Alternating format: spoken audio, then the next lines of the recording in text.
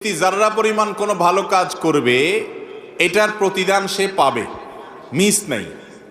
আল্লাহ রাব্বুল আলামিনের হিসেবে কোনো ত্রুটি থাকতে পারে? বান্দা যদি যারা পরিমাণ কোনো ভালো কাজও করে আল্লাহ রাব্বুল আলামিন বদলা এবং বিনিময়ে দিবেন। গুলি মিস হলেও আল্লাহর বদলা পাওয়ার ব্যাপারে যে ওয়াদা রয়েছে সেটা মিস হওয়ার সুযোগ নাই। এমন কি একটি হাদিসে আসছে, নবী করিম সাল্লাল্লাহু আলাইহি সাল্লাম বলেছেন, অনেক ফাসিক, অনেক আল্লাহর প্রতি অবিশ্বাসী মানুষ দুনিয়াতে অনেক ভালো কাজ করে। দেখবেন অনেক অমুসলমান অনেক ভালো কাজ করে। তো এই ভালো কাজটা করার পর আল্লাহ রাব্বুল আলামিন দুনিয়াতে তাকে কিছু বদলা দিয়ে দেন। হয়তো একটু সুখ শান্তি দিয়ে দিলেন, হয়তো একটু নাম যশ খ্যাতি দিয়ে দিলেন, বা কোনো একটা দিক থেকে আল্লাহ তাআলা তার বদলা দিয়ে দেন দুনিয়াতে।